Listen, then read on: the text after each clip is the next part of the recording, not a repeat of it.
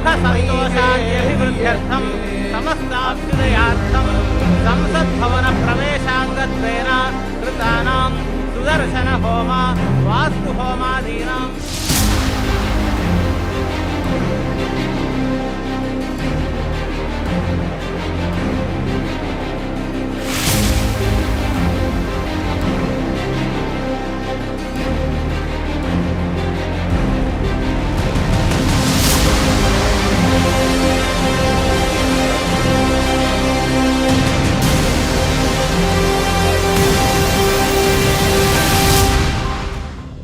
प्रधानमंत्री नरेंद्र मोदी ने नए संसद भवन की बिल्डिंग का उद्घाटन कर दिया है। इसी के साथ पीएम ने लोकसभा में सेंगोल को भी स्थापित किया है। इसको लेकर समाजवादी पार्टी के नेता स्वामी प्रसाद मौर्य ने सवाल खड़े कर दिए हैं। मौर्य ने रविवार को ट्वीट कर बीजेपी पर हमला बोलते हुए कहा कि स्थापना पूजन में केवल दक्षिण के ब्राह्मण गुरुओं को ही क्यों बुलाया गया, जबकि इस कार्यक्रम में सभी धर्मों के प्रतिनिधियों को बुलाना चाहिए था।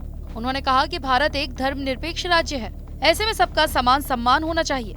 तो एक वर्ण जाति विशेष के, वो भी दक्षिण के ब्रह्मचारियों को उद्घाटन में बुलाने का ये क्या तरीका है? स्वामी प्रसाद मौर्य ने कहा, देश में मौजूद सभी धर्मों के धर्माचार्यों को आमंत्रित करना चाहिए था। सारे भारत के और बौद्ध जैन धर्माचार्य क्यों नहीं बुलाए गए? केवल दक्षिण के ही ब्राह्मणों को क्यों बुलाया गया? भारत सरकार के किसी भी सूचना प्रसारण में सभी धर्मों के धर्माचार्यों को आमंत्रित करने का कोई ब्यौरा प्रस्तुत नहीं किया गया। केवल उसमें मैंने सरकार के इस निर्णय की भर्त्सना की थी कि जब हमारा भारत राष्ट्र पंथ निरपेक्ष संप्रभु राष्ट्र है, सभी धर्मों पंथों का समान सम्मान है, तो एक वर्ण जाति विशेष के, वो भी दक्षिण के धर्माचार्यों को बुलाने का औचित्य क्या है? एक ओर तो सेंगोल राजदंड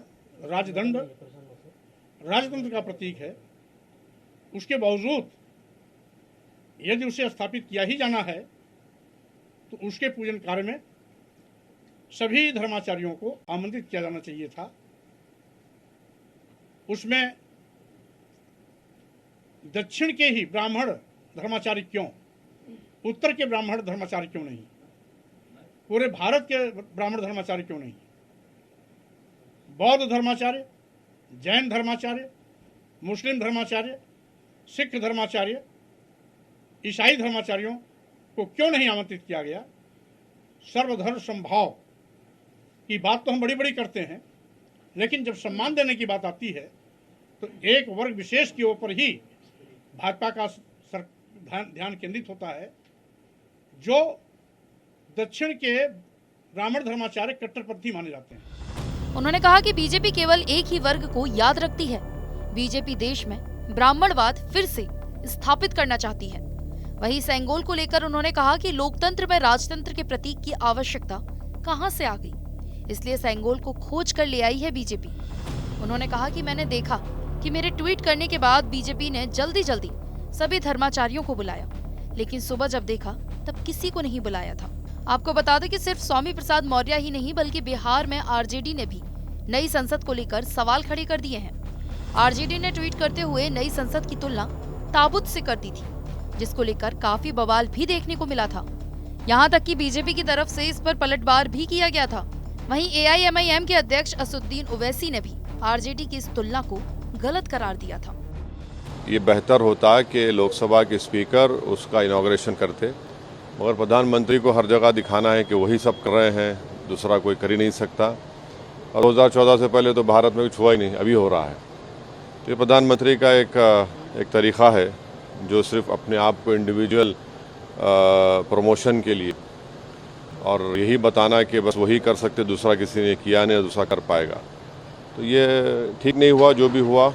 हाँ, पार्लियामेंट की नई बिल्डिंग ज़रूरत थी। हमने खुद 2019 के पहली ऑल पार्टी मीटिंग जो लोकसभा लाइब्रेरी में हुई थी, मैंने इस बात को उठाया था, मगर इसका हर चीज़ में ये बता देना कि एक ही इंडिविजुअल है और दूसरा नहीं है, ये तो पार्लियामेंट की कलेक्टिव मिनिस्टर रिस्पॉन्सिबिलिटी के भी खिलाफ हुई है।